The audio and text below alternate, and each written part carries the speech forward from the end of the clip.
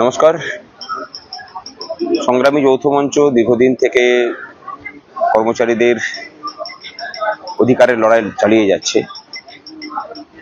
2016 সালের এসএসসিকে কেন্দ্র করে যে অচলাবস্থা তৈরি হয়েছে, আমরা প্রথম থেকেই সিদ্ধান্ত নিয়েছিলাম যে যোগ্য যারা শিক্ষক শিক্ষিকা গ্রুপ সি গ্রুপ বি কর্মচারী আছেন তাদের জন্য সংগ্রামী যৌথ মঞ্চ লড়াই করবে। সেখানে সবার জন্য এক হয়ে লড়াই করা নয়, আমরা কেবলমাত্র চিন্তিত যোগ্য চাকরিজীবী এবং যোগ্য চাকরি প্রার্থীও বলতে পারেন তাদের জন্য।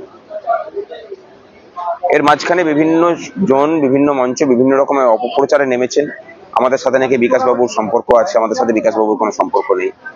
শামীমের সম্পর্ক আছে, শামীম বাবুর সাথে আমাদের কোনো মামলা আজ পর্যন্ত আমরা করিনি। আমরা নাকি গতকাল থেকে রটেছে যে আমরা নাকি নতুন করে পরীক্ষা চাইছি।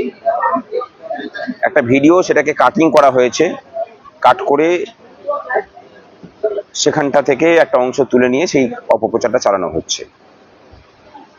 আমরা পরিষ্কার বলি যে আমরা কোনো রকমের নতুন পরীক্ষা নেওয়ার পক্ষে নই, কিন্তু আমরা যেটাকে মনে করি, যে কারণের জন্য গতকালকে আমরা গিয়েছিলাম পর্ষদ অফিসে, যেতে ঘেরাও করার জন্য যাচ্ছিলাম, কিন্তু এই সরকার সেটা চায়নি যে হোক। কিন্তু আবার তার আগে বিভিন্ন মঞ্চের নেতৃত্বদেরকে নিয়ে পর্ষদ সভাপতি নিজে মিটিং করেছেন, আর আমরা অ্যাপয়েন্টমেন্ট চেয়ে যাওয়ার পরেও আমাদেরকে দিয়ে পুলিশ দিকে দিয়ে ধরপাকড় করিয়েছেন। এখানেই তো প্রমাণ হয় যে কোন মঞ্চের আসল কার্যকারিতাটা কি। আমি কারোর বিরুদ্ধে বলা বা কিছু করছি না, কিন্তু সবাইকে বলছি যে অপপ্রচারগুলো বন্ধ করুন। আমরা আমাদের লড়াইটা করছি, আপনারা আপনাদের লড়াই করুন, তাতে কোনো অসুবিধা নেই। আরেকটা বিষয়, যে আমরা যেটাতে বিশ্বাস করি, যতজন পরীক্ষা দিয়েছেন তাদের ওএমআর শিট আপলোড করা হোক। আমাদের কাছে খবর আছে যে সমস্ত ওএমআর শিটের তথ্য কমিশনের কাছে আছে। আপলোড করতে অসুবিধা কোথায়? সেটাকে নতুন করে স্ক্রুটিনি করে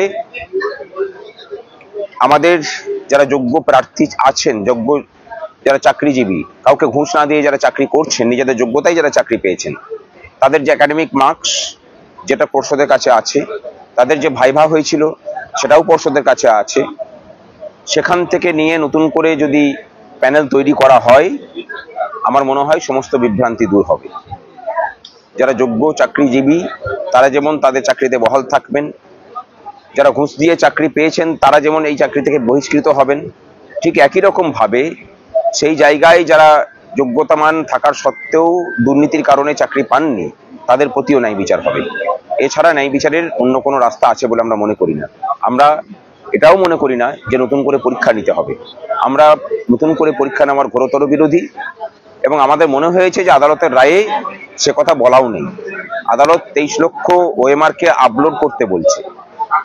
তার মানেটা কি? তার মানেটা হচ্ছে যে সেই গত 16 যে এসএসসি হয়েছিল সেইগুলোকে আপলোড করতে বলছে। নতুন করে পরীক্ষা হলে যে 23 লক্ষই পরীক্ষার্থী পরীক্ষা দেবেন, সেটা যে 22 হবে না, সেটা যে 25 হবে না, তার গ্যারেন্টি কে দিয়েছে? সুতরাং আদালতের রায়েরও অপব্যাখ্যা হচ্ছে বলে আমরা মনে করি। কিন্তু আমরা যেটা বলছি যে এটাই একমাত্র সমস্যা সমাধানের রাস্তা, এছাড়া সকল পক্ষের প্রতি ন্যায় বিচার করা সম্ভব না। ভালো থাকবেন।